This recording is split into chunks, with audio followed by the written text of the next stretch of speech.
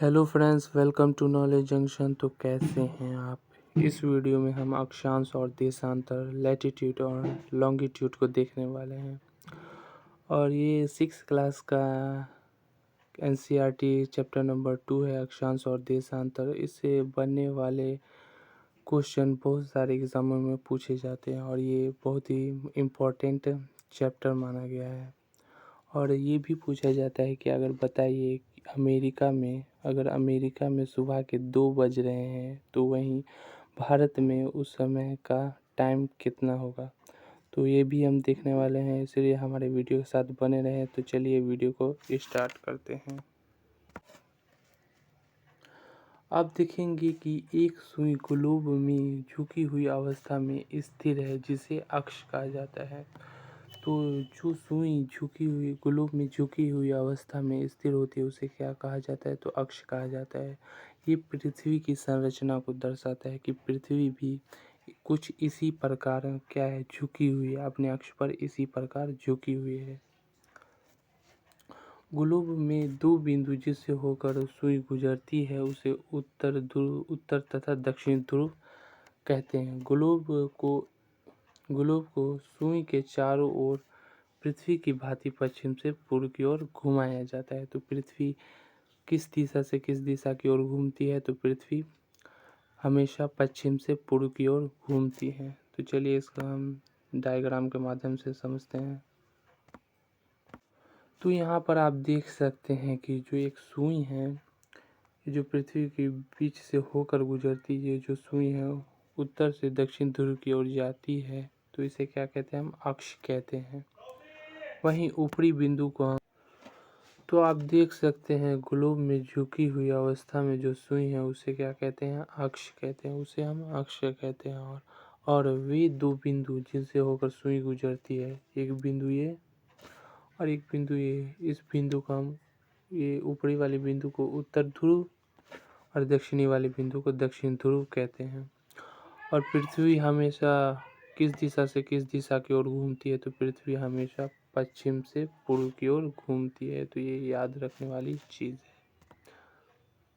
तो पृथ्वी हमेशा पश्चिम से पूर्व की ओर घूमती है। तो चलिए अब हम आगे चलते हैं। अब हम विषुवत रेखा इक्वेटर को देखते हैं। हम विषुवत रेखा को ही भूमध्य रेखा, विषुवत रेखा, इक्वेटर कहते हैं। तो पृथ्वी के 2 बराबर भागों में बांटती है। विषुवत रेखा जो होती है वो पृथ्वी को 2 बराबर भागों में बांटती है। पृथ्वी के उत्तर में स्थित आधे भाग को उत्तरी गोलार्ध तथा दक्षिण में स्थित आधे भाग को दक्षिणी गोलार्ध कहा जाता है। तो यहाँ पे आप देख सकते हैं कि ये क्या है, ये इक्वेटर है। तो यहाँ पर आप देख सकते हैं क्या है, विषुवत रेखा या इक्वेटर, जो 0 डिग्री को दर्शाता है, 0 अंश को दर्शाता है। तो उत्तर में स्थित आधे भाग को क्या कहते हैं, उत्तरी गोलार्ध। उत्तर में स्थित आधे भाग को यहाँ पे देख सकते हैं, उत्तर में स्थित आधे भाग को उत्तरी गोलार्ध तथा दक्षिण में स्थित आधे भाग को हम क्या कहते हैं, दक्षिणी गोलार्ध के नाम से जानते हैं। तो आशा करता हूँ ये समझ में आया होगा आपको। एक बार आप यहाँ पे देख लें कि ये क्या है, इक्वेटर, विषुवत रेखा जो पृथ्वी को 2 बराबर भागों में बांटती है। उत्तर के आधे भाग को उत्तरी गोलार्ध कहते हैं और दक्षिण के आधे भाग को दक्षिणी गोलार्ध कहते हैं। तो यहाँ पे देख सकते हैं उत्तरी गोलार्ध और दक्षिणी गोलार्ध, यह हमेशा 0 डिग्री को दर्शाता है। अब हम अक्षांश रेखा को देखते हैं। अक्षांश वृत्त या समानांतर रेखा, अक्षांश को ही समानांतर रेखा कहा जाता है। इंग्लिश में इसे लैटिट्यूड कहते हैं। तो विषुवत रेखा जो है, विषुवत रेखा 0 डिग्री, विषुवत वृत्त से समान अंतर पर खींची गई रेखा को ही हम अक्षांश या समानांतर रेखा कहते हैं। तो विषुवत रेखा यहाँ पे देख सकते हैं, विषुवत रेखा से समान अंतर पर जो खींची गई रेखा है उसे ही क्या कहते हैं, हम अक्षांश रेखा कहते हैं। ये सब क्या है, ये सब अक्षांश रेखा है। तो आपको समझ में आया होगा कि विषुवत वृत्त से समान अंतर पर खींची गई रेखा को ही हम अक्षांश या समानांतर रेखा कहते हैं। और दो अक्षांशों के बीच की दूरी 111 किलोमीटर। जो ये देख सकते हैं, जो दो अक्षांश है के बीच की दूरी हमेशा 111 किलोमीटर होता है। और यहाँ पे क्या, उत्तरी ध्रुव 90 डिग्री और दक्षिणी ध्रुव 90 डिग्री होता है।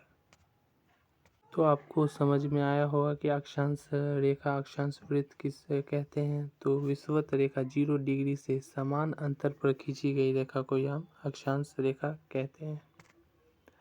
अब हम आगे देखते हैं, विषुवत वृत्त क्या होता है। 0 डिग्री का होता है। विषुवत वृत्त शून्य अंश अक्षांशों को दर्शाती है। विषुवत वृत्त जो है शून्य, तो 0 अक्षांश को दर्शाता है। चूँकि विषुवत वृत्त से चारों तरफ ध्रुवों के बीच की दूरी पृथ्वी के चारों ओर के वृत्त का 1/4 है, अतः इसका माप होगा 360। ये अंश का 1/4 1/4 यानी 90 अंश। इस प्रकार उत्तरी गोलार्ध में उत्तरी अक्ष तथा उत्तर ध्रुव को दर्शाता है तथा 90 डिग्री दक्षिणी अक्षांश तथा दक्षिणी ध्रुव को दर्शाता है। मुझे लगता है कि आपको समझ में नहीं आया होगा, तो चलिए यहाँ पे मैं आपको बताता हूँ कि पृथ्वी अपने अक्ष पर 360 डिग्री घूमती है। पृथ्वी कितना घूमती है, तो 360 डिग्री घूमती है।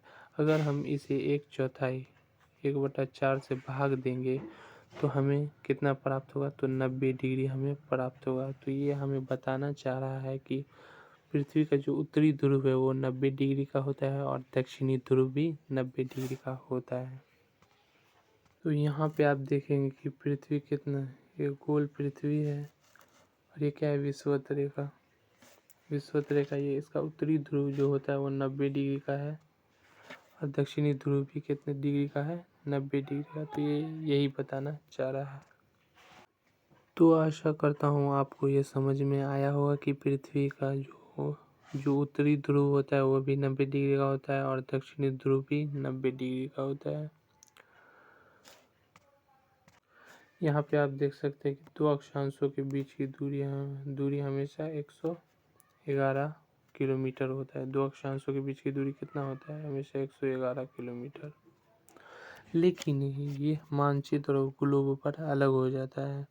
तो कई बार क्वेश्चन पूछ लेता है कि बताइए मानचित्र पर अक्षांश की संख्या कितनी है और ग्लोब पर अक्षांश की संख्या कितनी है। तो यहाँ पे आप देख सकते हैं मानचित्र पर अक्षांश की संख्या 181 किलोमीटर, वहीं ग्लोब पर अक्षांश की संख्या 179 किलोमीटर हो जाती है। तो ये ग्लोब और मानचित्र पर अलग अलग संख्या को दर्शाता है।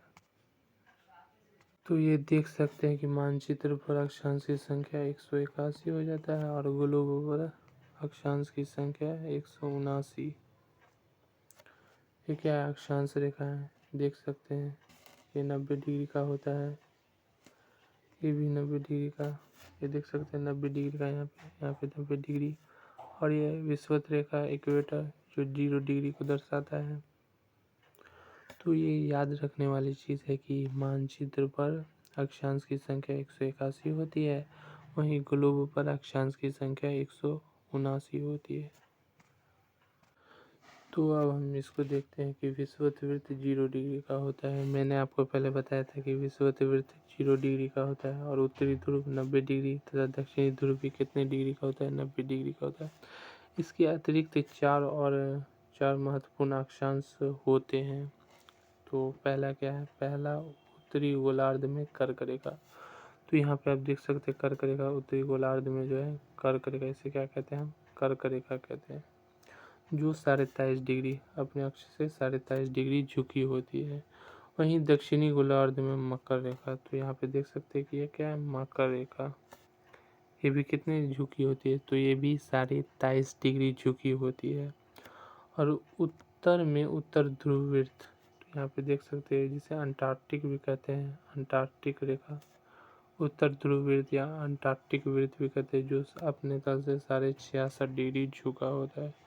वहीं दक्षिण में दक्षिण ध्रुव वृत्त जो अपने अक्ष पे 66.5 डिग्री झुका होता है। तो ये भी इम्पोर्टेंट है अध्ययन की दृष्टि से। तो यहाँ पर आप देख सकते हैं कर्क रेखा, ये क्या है, 23.5 डिग्री पर झुकी है और मकर रेखा भी कितनी 23.5 डिग्री पर झुकी हुई है।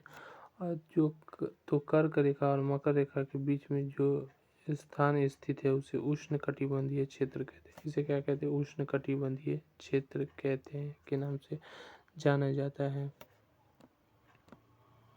तो देख सकते हैं जो कर्क रेखा और मकर रेखा के बीच का जो स्थान होता है उसे उष्णकटिबंधीय क्षेत्र कहा जाता है। और मकर रेखा और दक्षिण ध्रुव वृत्त के बीच का जो स्थान है उसे दक्षिणी शीतोष्ण कटिबंध क्षेत्र कहा जाता है। और कर्क रेखा और उत्तरी ध्रुव वृत्त के बीच का जो स्थान है उसे शीतोष्ण कटिबंध उत्तरी शीतोष्ण कटिबंध क्षेत्र कहा जाता है। और उत्तर शीत कटिबंध से उत्तरी ध्रुव के बीच का जो स्थान है इसे शीत कटिबंध कहा जाता है। तो देख सकते हैं दक्षिणी शीत कटिबंध, ये उत्तरी शीत कटिबंध। तो कर्क और मकर रेखा के बीच के सभी अक्षांशों पर सूर्य वर्ष में एक बार दोपहर में सिर के ठीक ऊपर होता है। तो आप देखेंगे कि कर्क और मकर रेखा के बीच के सभी अक्षांशों पर सूर्य जो होता है वर्ष में एक बार जून जुलाई के महीने में एक बार सिर के ठीक ऊपर होता है। इसीलिए इसे इस क्षेत्र में सबसे अधिक ऊष्मा प्राप्त होती है तथा इसे हम उष्णकटिबंधीय क्षेत्र कहते हैं। तो मैंने आपको अभी बताया कि उष्णकटिबंधीय क्षेत्र कहाँ से कहाँ तक होता है। तो कर्क रेखा और मकर रेखा के बीच का जो स्थान होता है उसे उष्णकटिबंधीय क्षेत्र कहते हैं। अब हम आगे देखते हैं। ध्रुव की ओर सूर्य की किरणें हमेशा तिरछी होती है। इस प्रकार उत्तरी गोलार्ध में कर्क रेखा एवं उत्तर ध्रुव वृत्त तथा दक्षिणी गोलार्ध में मकर रेखा तथा दक्षिणी ध्रुव वृत्त के बीच का तापमान मध्यम रहता है। इसीलिए इसे शीतोष्ण कटिबंध क्षेत्र कहते हैं। तो कोण कर्क रेखा एवं उत्तर ध्रुव वृत्त और मकर रेखा दक्षिण ध्रुव वृत्त के स्थान को हम क्या कहते हैं? तो शीतोष्ण कटिबंध क्षेत्र कहते हैं। कुछ इसी प्रकार उत्तरी गोलार्ध में उत्तर ध्रुव वृत्त एवं उत्तरी ध्रुव तथा दक्षिणी गोलार्ध में दक्षिण ध्रुव वृत्त एवं दक्षिणी ध्रुव के बीच में ठंड बहुत पड़ता है, क्योंकि यहाँ सूर्य की जो किरणें हैं वो क्षैतिज पड़ती है, क्षैतिज से ज़्यादा ऊपर नहीं आ पाती है। इसीलिए इसे शीत कटिबंध क्षेत्र कहते हैं। तो कौन सा स्थान? तो उत्तर ध्रुव वृत्त और उत्तरी ध्रुव तथा दक्षिण ध्रुव वृत्त और दक्षिणी ध्रुव के बीच में ठंडा काफ़ी ज़्यादा पड़ता है, क्योंकि यहाँ सूर्य क्षैतिज से ज़्यादा ऊपर नहीं आ पाता है। इसीलिए इसे शीत कटिबंध कहते हैं। अब हम देखने वाले हैं देशांतर रेखा, लॉन्गिट्यूड, इसे यमयोत्तर रेखा भी कहते हैं। तो देशांतर रेखा किसे कहते हैं? तो देशांतर रेखा उत्तरी ध्रुव को दक्षिण ध्रुव से मिलाने वाली रेखा को देशांतर रेखा कहते हैं। तो उत्तरी ध्रुव को दक्षिणी ध्रुव से मिलाने वाली रेखा को हम क्या कहते हैं? देशांतर रेखा कहते हैं। तो यहाँ पर आप देख सकते हैं कि उत्तरी ध्रुव को दक्षिणी ध्रुव से मिलाने वाली रेखा को हम क्या कहते हैं? तो देशांतर कहते हैं। तो देशांतर कुछ इस प्रकार का दिखता है। तो ये देख सकते हैं, ये सब क्या है? देशांतर है। ये देशांतर को दर्शाता है। और देशांतर क्या करता है? यमयोत्तर रेखा 0 डिग्री होता है। ये जो 0 डिग्री आपको दिख रहा है इसे यमयोत्तर या देशांतर रेखा कहते हैं। ये देख सकते हैं 0 डिग्री यमयोत्तर या देशांतर रेखा कहते हैं। ये पृथ्वी को 2 बराबर भागों में बांटता है। इधर वाले आधे भाग को हम क्या कहते हैं? पश्चिमी गोलार्ध। इधर वाले आधे भाग को पूर्वी गोलार्ध कहते हैं। तो ये भी कुछ पृथ्वी को 2 बराबर भागों में बांटता है। तो इधर वाले भाग को हम पश्चिमी गोलार्ध और इधर वाले भाग को हम पूर्वी गोलार्ध कहते हैं। तो ये इधर आधे भाग को ये 180 डिग्री इधर घूमता है पश्चिम में और 180 डिग्री ये पूर्व की ओर घूमता है। तो आप देख सकते हैं कि 2 देशांतरों के बीच की जो दूरी होती है वो कितनी होती है। तो 2 देशांतरों के बीच की दूरी 111.32 किलोमीटर होता है। तो ये याद रखने वाली चीज़ है। लेकिन दो अक्षांशों के बीच की दूरी कितनी होती है? तो 111 किलोमीटर, 111 किलोमीटर। लेकिन दो देशांतरों के बीच की दूरी 111.32 किलोमीटर होता है। तो ये क्या है? देशांतर है, अक्षांश नहीं। तो ये याद रखने वाली चीज़ है।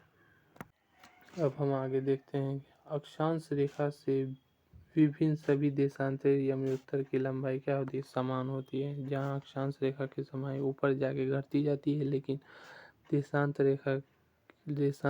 रेखा की लंबाई क्या होती है? समान होती है। इसीलिए इन्हें सिर्फ मुख्य संख्या में व्यक्त करना क्या था? कठिन हुआ था।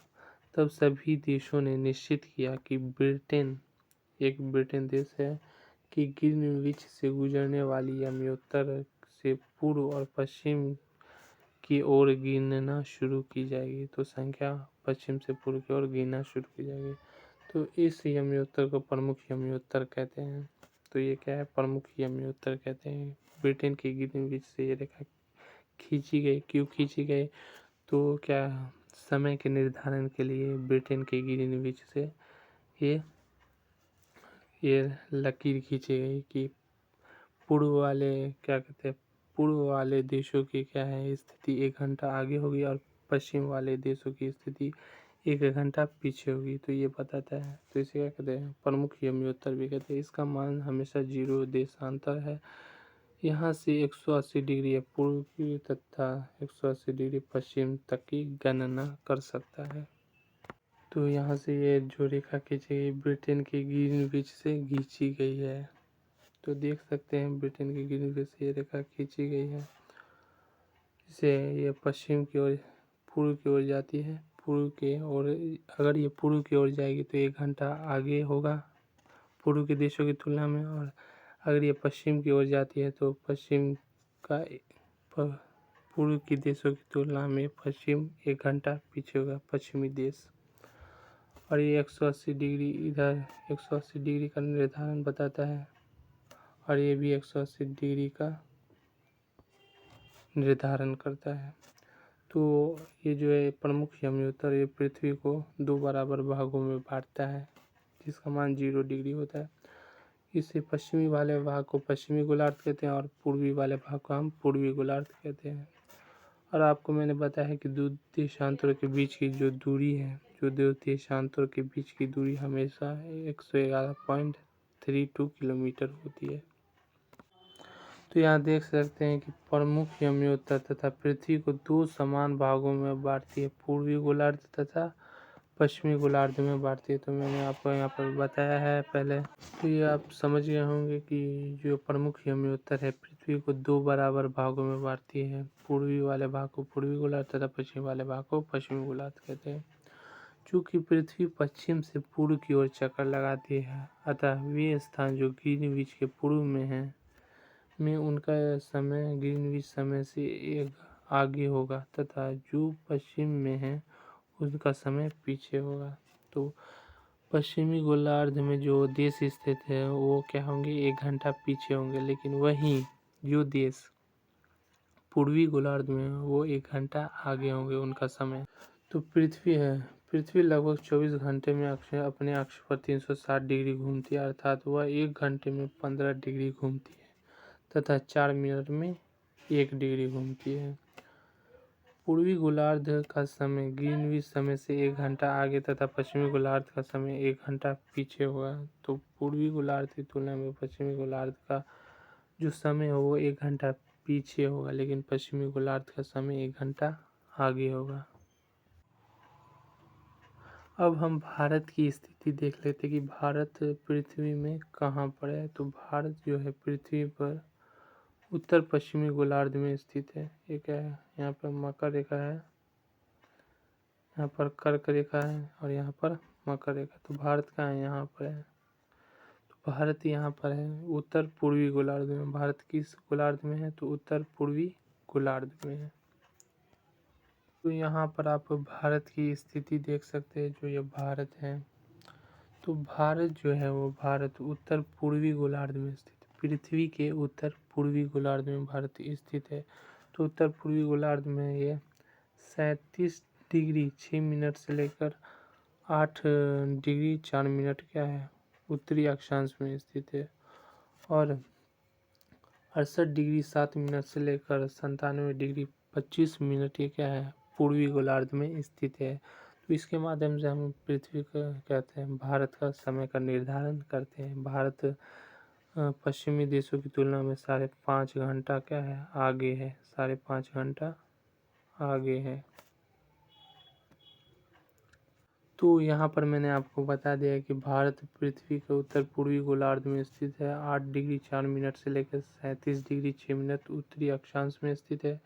वहीं 98 डिग्री 98 डिग्री 7 मिनट से लेकर 97 डिग्री 25 मिनट पूर्वी गोलार्ध के मध्य में भारत स्थित है।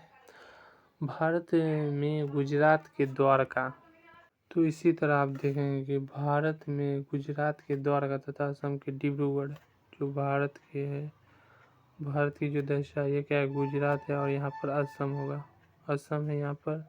तो गुजरात और असम के स्थानीय मान में लगभग 1 घंटा 45 मिनट का अंतर है। भारत के अंतर देखा जाए तो भारत के अंदर 1 घंटा 45 मिनट का अंतर है दोनों छोरों पर। ये तो यहाँ पर आप देखेंगे कि गुजरात कहाँ है, भारत के पश्चिम में स्थित है, और असम भारत के पूर्व में स्थित है।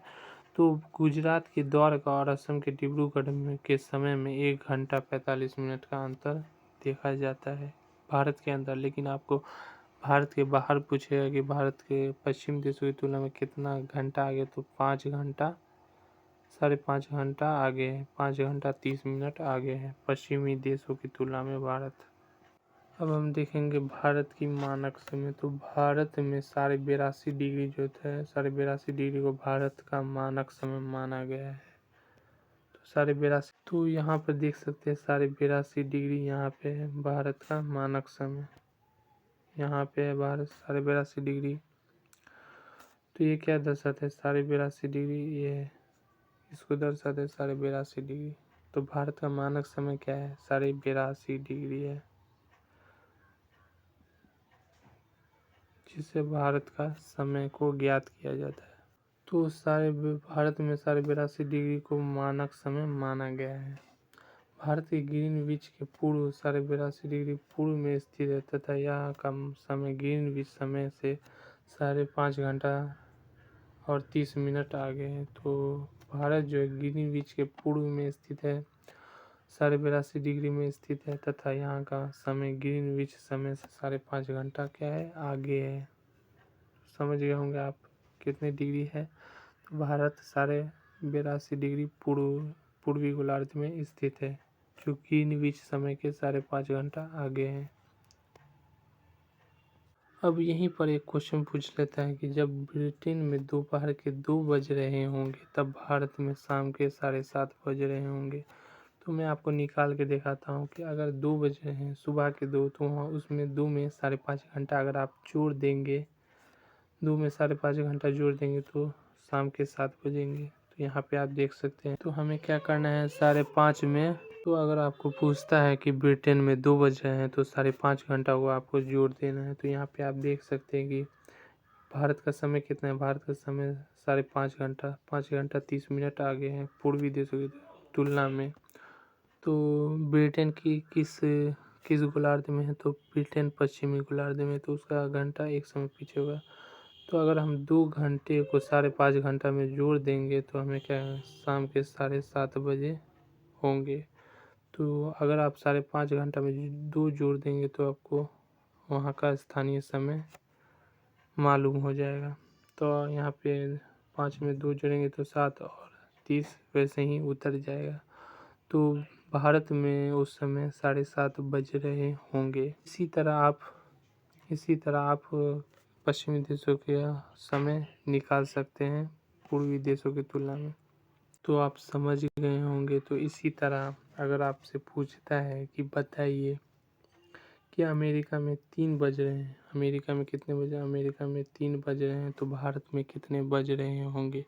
तो कुछ नहीं करना है, आपको 5.5 घंटा में 3 जोड़ देना है तो आपका समय निकल जाएगा। तो यहाँ पे हम 3 जोड़ेंगे तो कितना 8:30। तो उस समय भारत में 8:30 बज रहे होंगे, 8:30 हो रहा होगा। तो आप समझ गए होंगे कि जब ब्रिटेन में दोपहर के 2 बज रहे होंगे तब भारत में शाम के 7:30 बज रहे होंगे। तो ये देख सकते हैं कि ये वर्ल्ड मैप है और ये क्या है, ग्रीनविच रेखा जो ब्रिटेन के ग्रीनविच से होकर गुजरती है।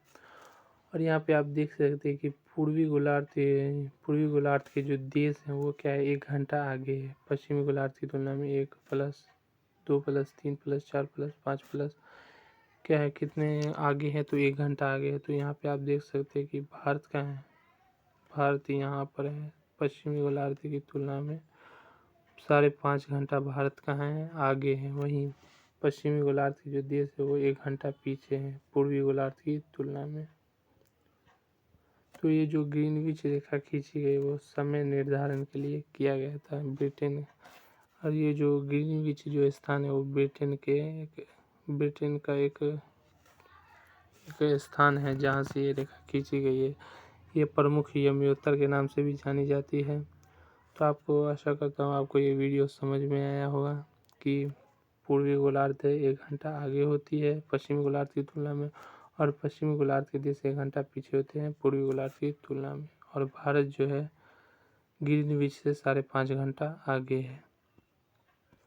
अगर आपको हमारा वीडियो अच्छा लगा होगा तो हमारे वीडियो को लाइक, कमेंट, सब्सक्राइब जरूर करें। Thank you for watching this video.